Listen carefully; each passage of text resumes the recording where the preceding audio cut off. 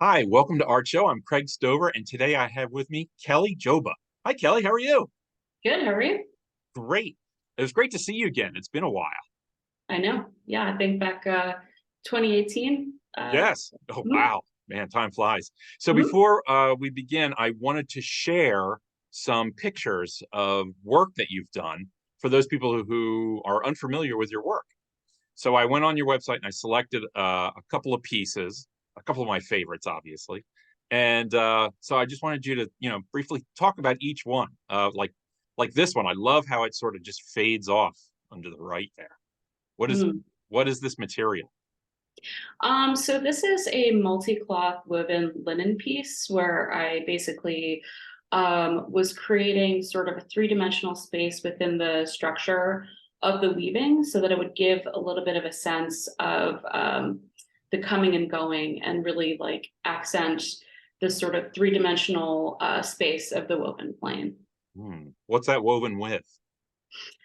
So it has supplementary weft that's also linen, but it's red linen that actually I received when I was a student at UArts. We did a collaboration with Micah and the Lenora Tawney Foundation. So Hmm. it's linen from the personal collection of Lenora Tawney. The Oh, students were allowed to make art in response to her work with her materials. I've always liked that piece. And then I found these on your site. I didn't know about these. Mhm. What are Yeah, these? this is going a ways back. So these are socks on socks on socks. So um, playing with the sort of nature of the material, seeing what it can do, seeing if, what happens when you are like the clothes are wearing clothes, like how far could I really take that? Uh, So I kept adding layers of the socks until I couldn't really stretch the fabric anymore. And they kind of ended up looking like severed cartoon like feet. it's got a sculptural quality that I surprised me because I'm familiar with your work. But so I guess we're going back to closer to the first one that I showed. Mhm. What is this piece? Similar to the first piece, it's this technique of embedding the supplementary warp and weft into a woven structure that's similar to how industrial felt is made. It's made to create a fabric that's super dense. So you have many layers of cloth that are interwoven with one another. And that's how I get that sort of that depth of plane because the fibers are actually sinking deeper and deeper into the fabric. And so within this piece, the drawing that I'm creating is a waffle weave structure. I love how you describe it as a drawing. I mean, I think that's fantastic because a lot of people wouldn't see that, but I totally I'm with you 100%. This was, I think, one of the first pieces I ever saw of yours. Yeah, so this is going back to my thesis when I was a student. I was really interested in the properties of a textile that sort of make it what we know. One of the things that I love about textiles is that it has sort of like a memory of the people who use it. So, a old jacket, you can still smell the person who wore it like years later. And sometimes like fabric will wear down in a way that it gives you a sense of how the fabric was used in its life. So for this piece, this was a series of installations that I made where I was stretching textiles over relief structures that I was creating with patterns embedded in them so that as people would step on these textiles, which were like installed in public places, Mhm. it would create the pattern in the textile as opposed to taking it away. So this was a swatch that I found of a student who graduated from the university I attended a little over a century before myself. Probably worked in the same space in that same building that I was working. Mhm. And this is the pattern. So I created a relief structure out of perforated steel sheeting and machine screws. And I stretched this canvas over it and I installed it in front of the front door to that building. So for a week, people, as they came and went, they were stepping on this surface Do you and title your pieces? creating this piece. Mhm. Does this have a title that you remember? I don't remember all my titles. William Bond is the name of the student who created the pattern. So this is a lot more akin to the kind of work that I really got to know from you when we showed, and I just love these works. So these, can you just explain to the people who are watching this what material this is made out of? So these pieces are all made out of Mardi Gras beads. Entirely. And sometimes we know it as party beads or bead garland that we used to like decorate for holidays. But yeah, it's all made of this one material. They're just stunning. I mean, these blew me away when I saw them in real life. And then when you told me that they were just party beads, I couldn't believe it. It's just sort of wonderful, the way that you're able to get so much out of them. Thank you. Yeah, so this piece in particular was using the smaller like bead necklaces, like toy bead necklaces that would be worn by children. So the smaller beads, like I've been working with this material, but within this sort of like range of using one material, like I find so much difference in using different types of materials, different types of beads behave in different ways. So by using the smaller beads, I was creating this more like airy, like less dense structure that almost has like a spongy quality to it. And so because it has this like great movement, a lot of my work, I was just sort of sticking to a very perfect geometric gridded sort of way of showing my work. And I've just started to really try and let the materials like relax and be what they are, which is textiles. It adds another sort of dimension to the piece that's really user friendly. I mean, when it gives people a new way to enter the works. So I'm actually going to ask you a question, on this piece in particular that I was saving for later. But it seems like, especially in your recent work, that you often like work in layers of things. Do you think in layers, or is it more of just a natural process? I would say a lot of my work really is just inspired. It comes from approaching a piece with like a weaving mind. So I worked at a textile mill years ago after I graduated from school. And one of my coworkers at one point handed me a book that was written by his old boss, who, was the manager of a textile mill he had worked for previously. And the book was called The Loom Has a Brain. And I just thought of like, it's just been this perfect sort of metaphors to how I approach my work is that, a lot of the ways that I approach pieces, I'm approaching it to the same way that I would think about a weaving, in the sense that, I've always been drawn to multi-cloth weaving because it has this dimensionality to it, because it takes what's typically something that's very planar and it brings it into a more architectural space. And so I think that's where the layering really comes in for me, is that multi-cloth approach to these structures. So these can get extremely sculptural as well. And that's sort of the surprising thing. This is why I was asking you about the layers. Like, did you originally think of this piece as a sculptural piece? Did you think of all of the layers, or did you make a layer and then like, oh, I can keep going? You remember?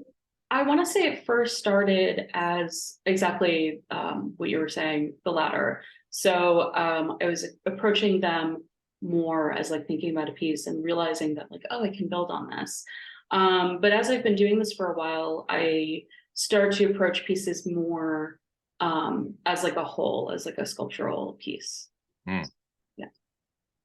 Yeah, these are just stunning. So this is, and these are, again, it's hard for scale at home, but this is a larger piece, isn't it? This is a pretty big. Yeah, I'd say this is about like 42 inches long. Yeah, if I remember correctly. Yeah. And I like the, especially when it's on the wall and you get the right lighting, you get the shadow that's involved in it.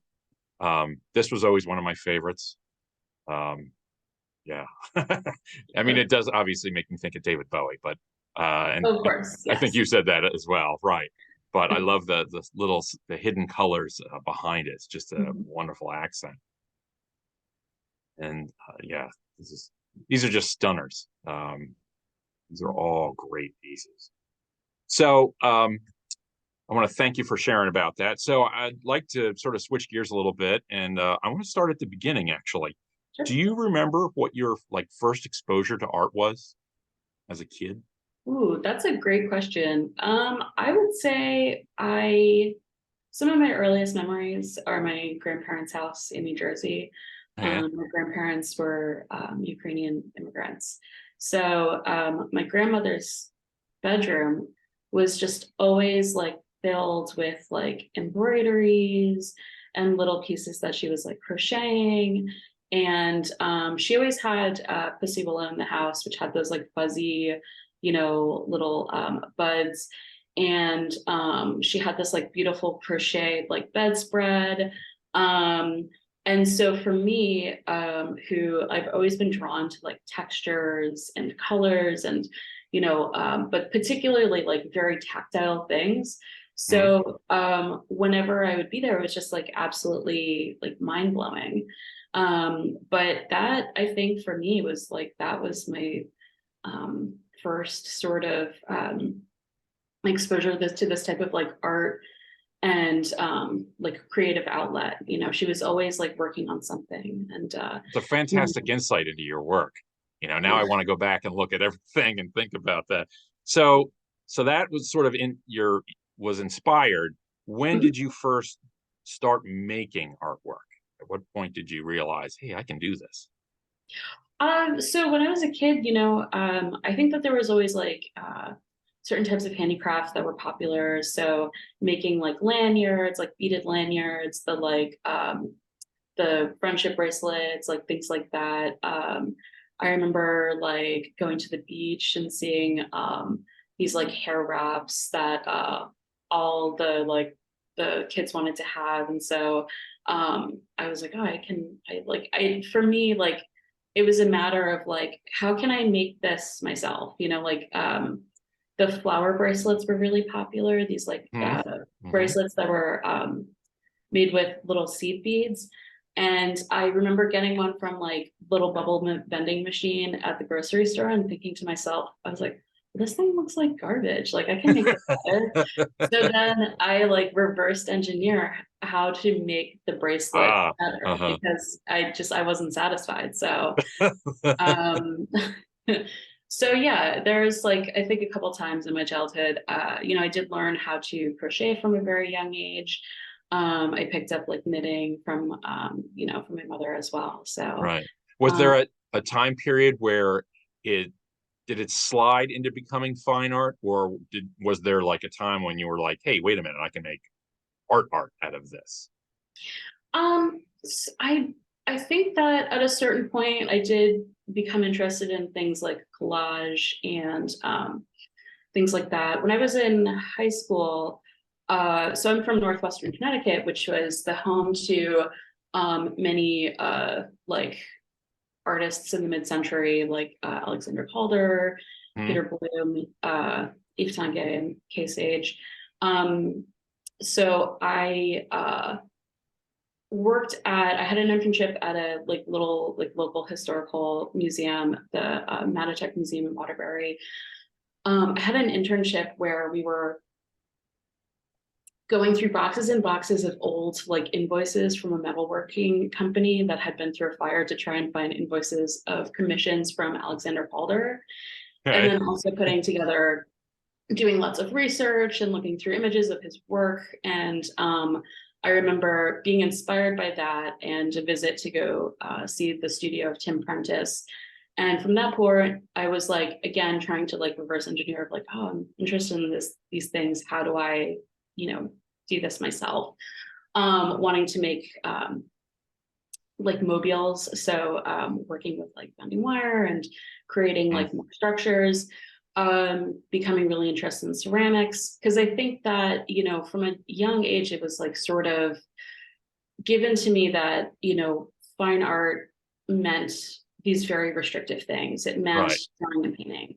Yeah. And that, you know, it didn't really encompass a lot of things outside of that. And so I always knew that I wanted to pursue like arts education. Right. But, you know, from a young age, the things that were given to me as arts education were things that I just didn't respond to at all. Yeah. But Right. there was something in me that was like still creating this impulse to like just keep going. And so it was when I got to college that I was exposed to this breadth of like what is considered the sort of the like what is inclusive in the world of fine art, which includes craft, contemporary craft. Right. That it finally clicked and it really made sense that like, okay, these things that I've been interested in, this is also tools for creating my work. And then it sort of took off, I should That's say. fantastic to know. So the materials that you're currently you're still using Uh-huh. the beads. Yeah. So what is it about them that that you find so appealing? It's just a really great, again, this all really goes back to it's like this thing that's at the core of me of it's just a really great tactile experience to work with them. There's something that's very satisfying about hearing and feeling the beads snap because everything is just sort of snapped together, tension fit. Hmm. That you know, it's something that it's like it's almost compulsive that I just always want to be doing this thing. Um, Where and where do you find them? so I was buying them from bulk suppliers, just Okay. for because you know it's in terms of like sustainability for my studio per se, like financial sustainability, Oh yeah. but becoming more cognizant of like wanting to be conscious of like ecological sustainability. I've Yeah. been trying to source them more secondhand. So I've been in the last like couple years, I've been trying to get more and more of my materials from an organization in New Orleans called ArcGNO. So it's the Arc of Greater New Orleans, and Hmm. they do bead recycling. So you can order from them online. They do Oh, that's ship. fantastic. Yeah. Oh, great resource. Thank you. Uh-huh. Do you, when you're making a work, when you sit down to start something new, do you ever sketch out your ideas, or is it more as a natural progression? You just like start and then see where it goes. I am definitely a planner. Oh, So I oh, I think didn't see your sketchbooks then. for me, the art is in the planning, you know, the making is just sort of very satisfying experience. But, and as I'm working, as my hands are moving, I am thinking of ways to push pieces in the future. But I think once I have a set plan for what a piece is going to be, I stick to it because I have to pre-measure my materials and I have to, everything is sort of determined when I start the process. But I do also think through my hands. So it really is as my hands are moving, as my hands are touching the materials, I am thinking of like, you know, new direction for the work to go. But I do have to sort of sketch out my work on grid paper. I do make paper maquettes like often. Hmm. I sketch out things in like Illustrator. Um, you know, I'm hoping to start using more like 3D modeling software to. I'd love to see a show of yours that had that in it because that's the one Mhm. piece that I never saw. You know, are you precious with your sketchbooks? Because I didn't see any of those. Um, so I'm curious, especially the latest ones, because you are working with party beads, and you did say that they Mhm. snap together. Mhm. Is it the same knotting technique for most of the pieces, or do you have to invent new ways to knot them in order to do what you want to do? It's the same technique that's at the foundation of all the work. Um, Really? yeah, just pops together, and It's it's sort amazing of that you can get that.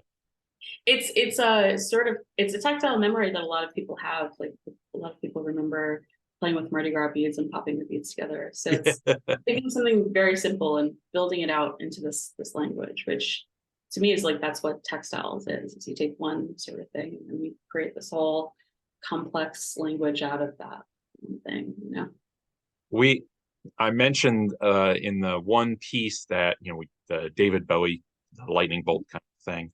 So as a sculptor, I'm curious to know, like, do the overall shapes, when you end up with something, have you ever found that those shapes have particular, like, a meaning or a reference? Are you trying to reference this stuff, or does it come out, you know, naturally, and you're not aware of it? I'd be curious to know, what are your thoughts on Yeah, definitely. I am just sort of a sponge for the world around me, I think, as we all are. And I think that a lot of the things that I pick up, I'm just sort of like interested in, like, different, I bring in references to like architecture. So that? that was particularly thinking about like Memphis design and architecture language. I'm really, some things come from more thinking about like fashion. So like athletic stripes, that Hmm. sort of like 80s athletic stripe is Hmm. something that I really Okay, now I bring see back it. in my work. Yeah, because it's like I do have, like, I guess, like a lot of glam in my work. But it's that combination of putting like maybe references to glam next to references to like folk art or like, Yeah. more traditional techniques, and just sort of bringing all these things together and see what it does for people, like what it brings up for other people. Now I got to go back and look. Like, I need to Yeah, look at those references for folk art and glam. I think that's fantastic. So, definitely. uh, um, so do you ever, say you're working on a piece? Uh, I, this I gotta find out what the answer is for this one. Do you ever rework pieces?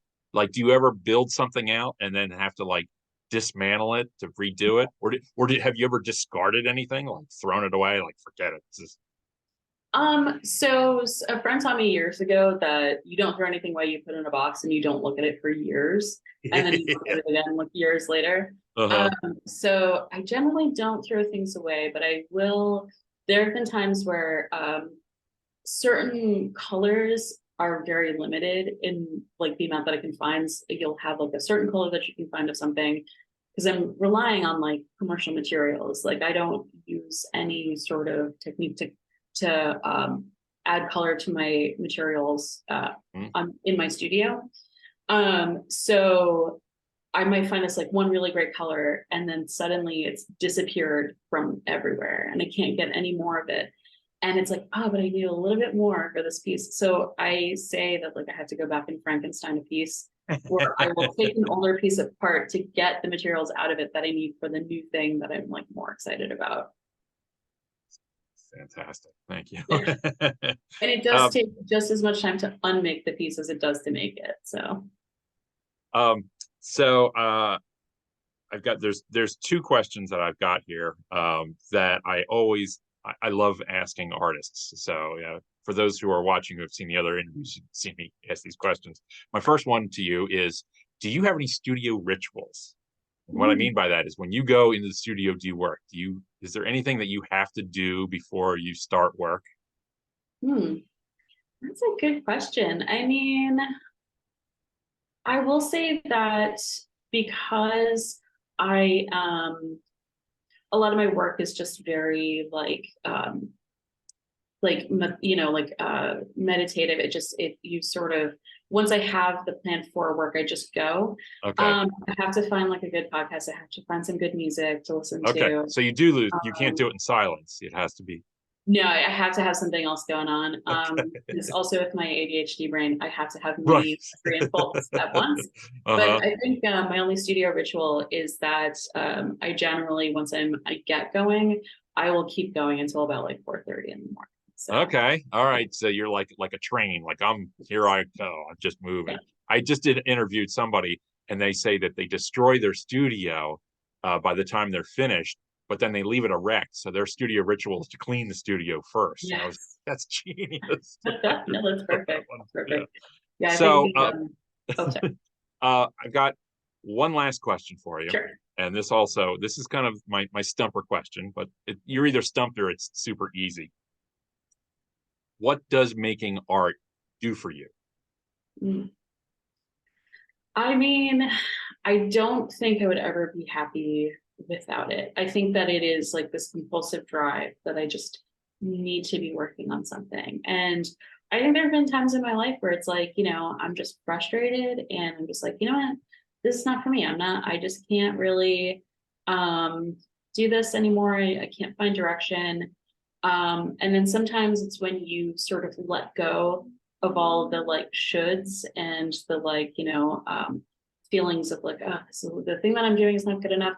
And you give yourself permission to just do it for yourself, that you really have the best like driving creative energy. Mm-hmm. So yeah, I think I just do it because I think that it just makes me feel whole, honestly. That's really it, When I ask that question, all artists seem to answer it differently, but in a way, there's a commonality. Like Mhm. most people are the artists that I talk with. They're all like, "Well, I have to." Like it's not even a question of there's Yeah. a choice to do it, right? So, Yeah. well, Kelly, it was fantastic talking with you today, and I can't wait to see your work again in a museum setting. I'm hoping you're going to have some shows coming up soon. I want to thank everybody who joined in today. I want to remind you to please like and subscribe to help keep this going. And comments, we love comments, and we can get them back to Kelly if you have any kind of questions. But again, please make sure to subscribe. There's a subscribe button somewhere. And we really appreciate your tuning in. So again, Kelly, thank you. It was a pleasure, and I look forward to the next time we meet. Thank you so much. Pleasure's all mine. Take care.